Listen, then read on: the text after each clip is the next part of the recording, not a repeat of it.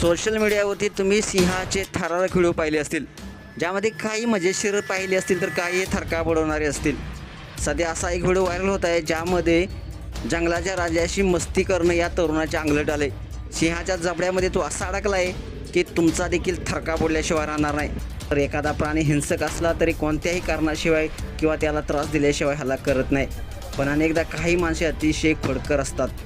अनेकदा त्यांना आपण कोणाची छेड काढतोय हेच कळत नाही. लोकांना अनेकदा अशी मस्ती करणं, खोडकरपणा चांगलाच अंगलट येतो. असं काहीसं या व्हिडिओमध्ये तरुणासोबत घडलेलं आहे. त्याने सिंहाला डिवचण्याचा प्रयत्न केला, पण ही मस्ती त्याच्या अंगलट आलेली आहे. नेमके त्याच्यासोबत काय घडलेलं आहे, संपूर्ण व्हिडिओ पाहण्यासाठी तुम्ही आत्ताच या SS स्पोर्ट्स या चॅनेलला सबस्क्राईब करा आणि अपडेट राहा. व्हायरल झालेल्या व्हिडिओमध्ये तुम्ही पाहू शकताय, एका प्राणी संग्रहालयाचा परिसर दिसतोय.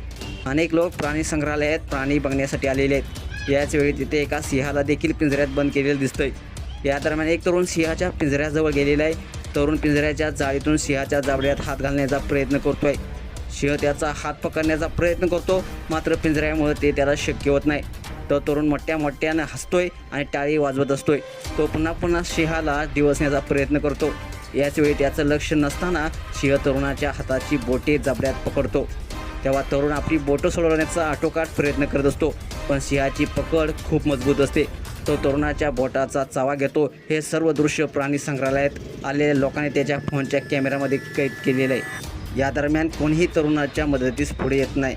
सोशल मीडियावरती व्हायरल झालेला हा व्हिडिओ Xवरून क्रेझी क्लिप्स ओनली या अकाउंटवरून शेअर करण्यात आलेला आहे. या व्हिडिओला आत्तापर्यंत लाखो लोकांनी पाहिलं असून अनेक युजर्सनी आपल्या प्रतिक्रिया व्यक्त केलेल्या आहेत. एका युजर्सनं म्हटलेलं आहे, तरुणाला चांगली शिक्षा मिळाली. तर एका युजर्सनं म्हटलेलं आहे, राजा हा राजाच असतो, मग तो कुठेही असो. दुसऱ्या एका युजर्सनं म्हटलेलं आहे, बेटा अशी मस्ती करायला जायची नाही,